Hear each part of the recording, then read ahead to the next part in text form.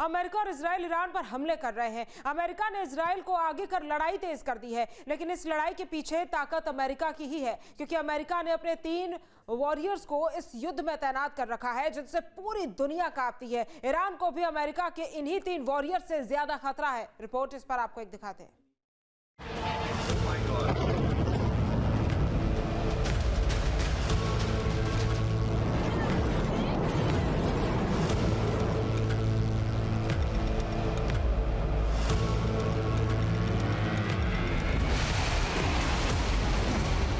Middle east के 3 warriors का सच।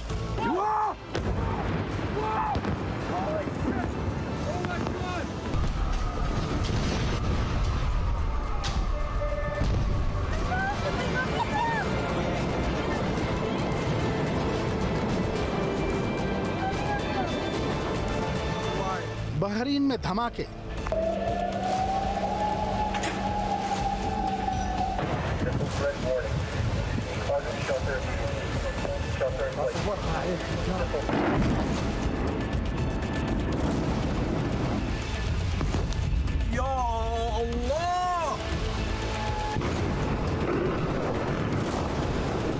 Qatar पर भी खतरा।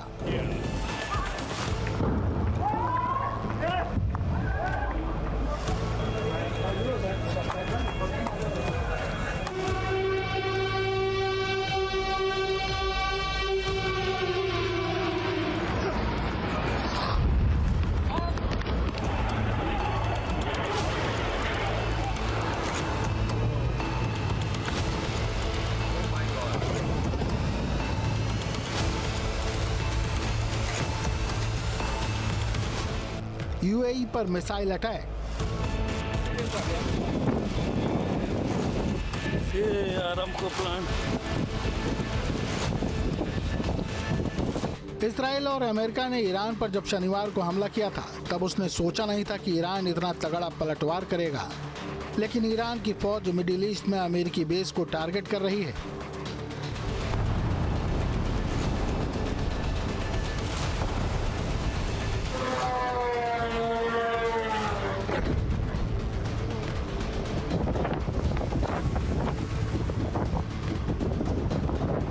बहरीन में अमेरिका के 5वीं फ्लीट को निशाना बना रही है। लेकिन क्या ईरान के लिए ये जंग इतनी आसान होगी? क्या अमेरिका का मुकाबला करने की शक्ति ईरान के पास है? क्योंकि अमेरिका जब किसी भी देश पर अटैक करता है तो वो पूरी तैयारी के साथ हमला करता है। अमेरिका ने ईरान के साथ ऐसा ही किया है।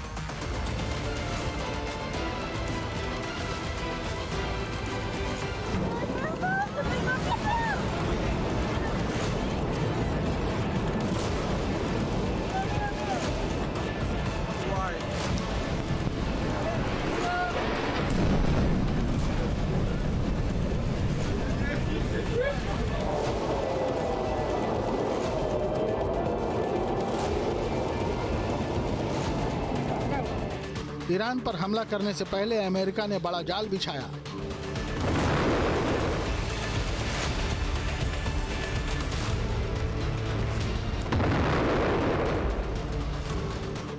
अमेरिका ने एक एक करके मिडिल ईस्ट में 3 वॉरियर भेजे, जिससे ये तय हो गया कि ईरान के खिलाफ अमेरिका बड़ी तैयारी कर रहा है। अमेरिका के ये 3 वॉरियर ही इस जंग में निर्णायक भूमिका भी निभाएंगे। इन्हीं के दम पर इजराइल भी ईरान को कुचलने का दम भर रहा है।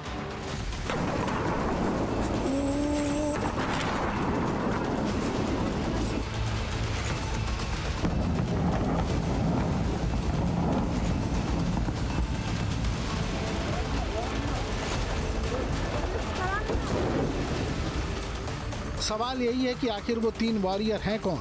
मिडिल ईस्ट में 3 वॉरियर की चर्चा क्यों हो रही है? क्या वो वॉरियर जंग में निर्णायक भूमिका निभाएंगे?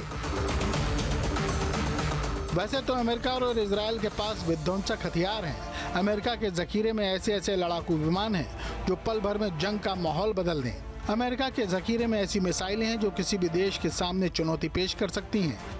लेकिन मिडिल ईस्ट में जिन 3 अमेरिकी वॉरियर्स की चर्चा हो रही है, उसे समझना बेहद जरूरी है।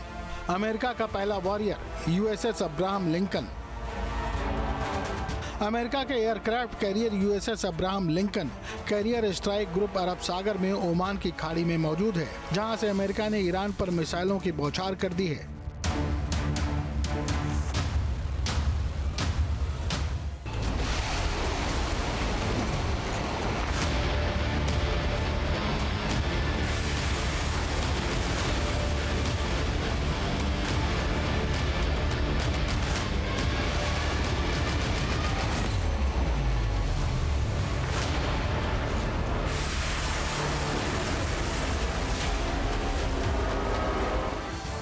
अब्राहम लिंकन से अमेरिका ने टॉम हॉक मिसाइल से प्रहार किया था।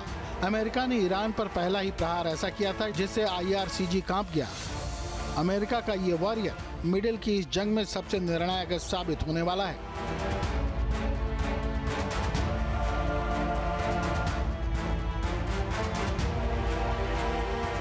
यूएसएस अब्राहम लिंकन अमेरिका के सबसे विनाशक एयरक्राफ्ट कैरियर्स में से एक है, जो परमाणु ऊर्जा से संचालित होता है। इसे दुनिया का सबसे ताकतवर एयरक्राफ्ट कैरियर माना जाता है। इसके साथ पूरा एयरक्राफ्ट कैरियर स्ट्राइक ग्रुप चलता है, जिसमें गाइडेड मिसाइल क्रूजर, विध्वंसक जहाज, पनडुब्बियां और सप्लाई जहाज शामिल रहते हैं। ये सब मिलाकर एक विशालकाय समुद्री बेड़ा बनाते हैं, जो अपने दम पर दुश्मन का काम तमाम कर सकता है।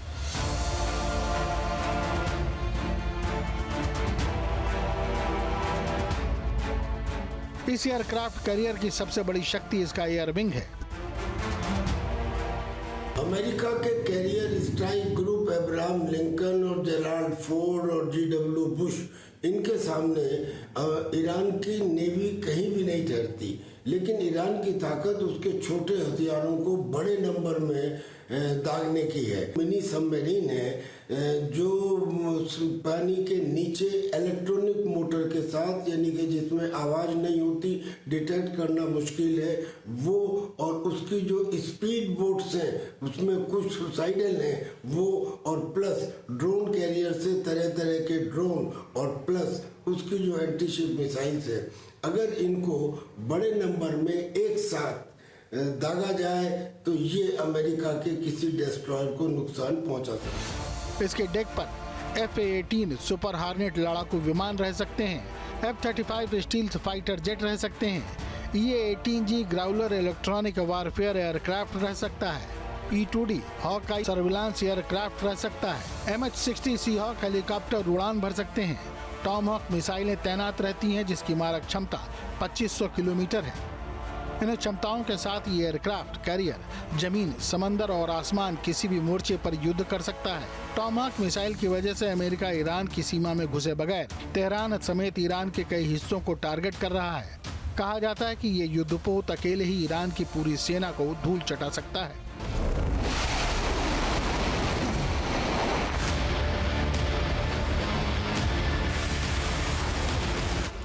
USS Abraham Lincoln EA-18G Growler electronic warfare aircraft carrier है। दावा किया जा रहा है कि इसने ईरान के रडार को निष्क्रिय कर दिया।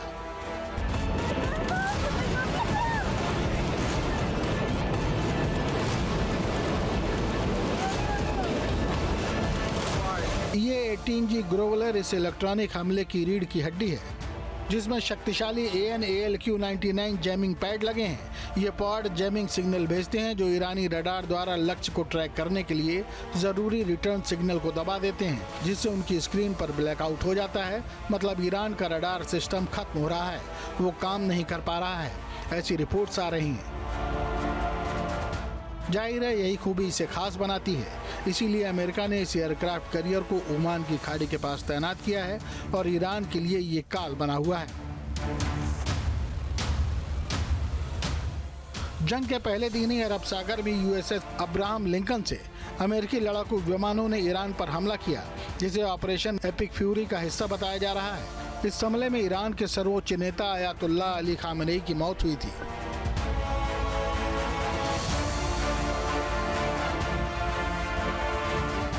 अमेरिका ने इस ऑपरेशन में F-22 और F-16 फाइटर जेट्स का इस्तेमाल किया था। टॉम हॉक क्रूज मिसाइल्स का भी इस्तेमाल किया था।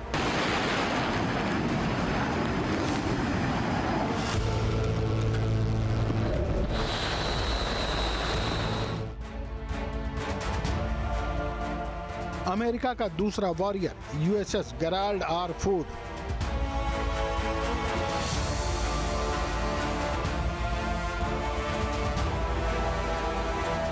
अमेरिका का ये दूसरा वॉरियर है जिस पर अमेरिका को काफी भरोसा है। अमेरिका के यूएसएस गेराल्ड आर फोर्ड का नाम आते ही एडवांस टेक्नोलॉजी और अजेय शक्तियों से लैस एक युद्धपोत की तस्वीर उभरती है। इस युद्धपोत में जो तकनीक इस्तेमाल की गई है और इसकी जैसी क्षमता है वैसी दुनिया में किसी भी देश के युद्धपोत में नहीं है। तभी तो इसका नाम सुनकर दुश्मन थर्रा जाता है। Nuclear powered carrier stealth technology, electromagnetic catapults और ऑटोमेटेड सिस्टम इसमें क्रू की जरूरत भी पूरी कर देते हैं। ईरान को अमेरिका के इस बाहुबली से काफी डर है।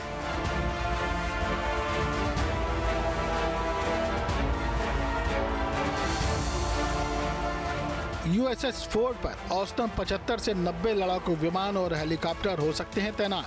F-18 सुपर हार्नेट फाइटर जेट की इस पर तैनाती रहती है। F-35C स्टेल्थ फाइटर जेट भी तैनात रहता है। PA-18G ग्रोलर की तैनाती रहती है जो इलेक्ट्रॉनिक वारफेयर में काम आता है। E-2D हॉकाई की भी तैनाती रहती है जो रडार और निगरानी विमान है। MH-60 सीहॉक हेलीकॉप्टर भी तैनात रहता है। एक समय में जहाज पर मौजूद रहते हैं 4800 से 5000 क्रू मेंबर्स। ये एयरक्राफ्ट कैरियर परमाणु ऊर्जा से चलता है। इसके रिएक्टर लगभग 25 साल तक बिना दोबारा ईंधन भरे काम कर सकते हैं। यही खूबियां इसे दुनिया का महाशक्तिशाली युद्धपोत बनाती हैं जिससे दुनिया कांपती है और ईरान भी डरा हुआ है।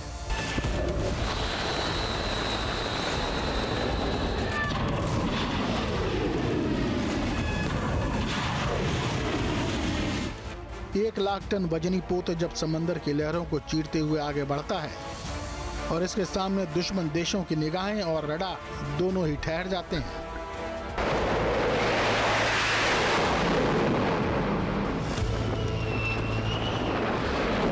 फोर्ड क्लास केवल युद्ध का हथियार नहीं बल्कि अमेरिकी वैश्विक रणनीति का महत्वपूर्ण साधन है।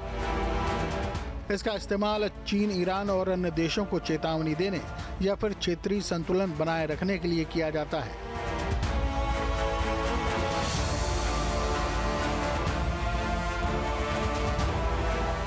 यूएसएस फोर्ड से अमेरिका इंडो पैसिफिक में चीन को चुनौती देता है। दक्षिण चीन सागर में चीन के बढ़ते प्रभाव को रोकने के लिए फोर्ड क्लास एक अहम हथियार है। ये समंदर में शक्ति का संतुलन बनाए रखता है। एक फोर्ड क्लास कैरियर के साथ पूरा कैरियर स्ट्राइक ग्रुप चलता है जिसमें विध्वंसक पनडुब्बियां, क्रूजर शामिल हैं।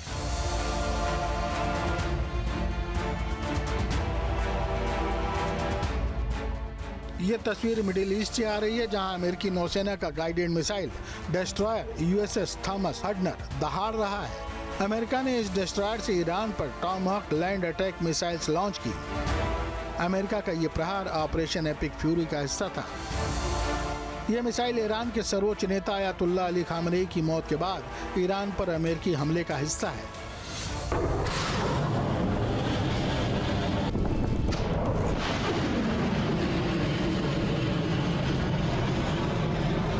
अमेरिका का तीसरा warrior B-2 bomber.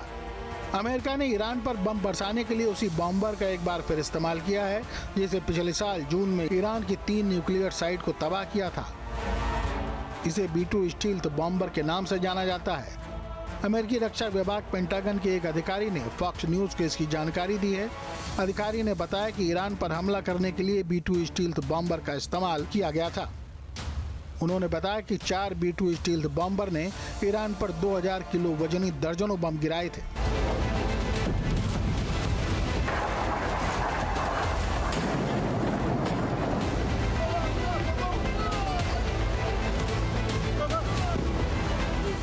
B-2 stealth bomber America के सबसे मॉडर्न जेट में से एक है। ये हजारों किलो के बम ले जा सकता है। खास बात यह है कि अमेरिका से ईरान के बीच जितनी दूरी होने के बाद भी ये बॉम्बर नॉन स्टॉप उड़ान भर सकता है। पिछले साल जून में जब अमेरिका ने ईरान की 3 न्यूक्लियर साइट्स इस्फहान, नतांज और फोर्डो में बंकर बम गिराए थे, ये बम B-2 स्टील्थ बॉम्बर से ही गिराए गए थे। B-2 स्टील्थ बॉम्बर एक मल्टी रोल बम वर्षक है जो पारंपरिक परमाणु दोनों हथियार ले जाने में सक्षम है। B-2 बॉम्बर की कॉम्बैट रेंज 9600 किलोमीटर है और ये 18000 किलोग्राम तक पेलोड ले जाने में सक्षम है। 50000 फीट की ऊंचाई तक उड़ने में भी ये विमान सक्षम है। जाहिर है अमेरिका का ये तीसरा वॉरियर है जिससे पूरी दुनिया डरती है और जिस तरह से अमेरिका ने इस आसमानी योद्धा का ईरान के खिलाफ इस्तेमाल किया है उससे खौफ हाई है। B-2 बम्बर का इस्तेमाल ज्यादा वजनी बम को गिराने के लिए किया जाता है। चूंकि ईरान की बैलिस्टिक मिसाइल की प्रोडक्शन फैसिलिटी अंडरग्राउंड थी, इसलिए इन्हें तबाह करने के लिए बंकर बम की जरूरत पड़ती है। ये बम जमीन के नीचे कई किलोमीटर जाकर फैसिलिटी को तबाह कर सकते हैं। B-2 बम्बर खास तौर पर इस तरह के बम ले जाने के लिए डिजाइन किया गया है। हालांकि अब तक ये साफ नहीं है कि ईरान पर हमले के लिए किन किन बमों का इस्तेमाल किया गया था। क्या वो MOB थे या फिर GBU फैमिली के बम थे। फिलहाल अमेरिका के 3 वॉरियर्स से ईरान में टेंशन हाई है, लेकिन ईरान की सेना लगातार अमेरिकी ठिकानों को टारगेट कर रही है, जिससे इस वक्त पूरा मिडिल ईस्ट थर्रा रहा है। Team news state. आपके मोबाइल पर तुरंत आएगी ब्रेकिंग न्यूज। स्क्रीन पर सबसे पहले दिखेगी बड़ी खबर। देश दुनिया की हर खबर एक जगह। अब आपके मोबाइल पर तुरंत फटाफट इंस्टॉल कीजिए न्यूज़ नेशन ऐप और रखिए खुद को अपडेट।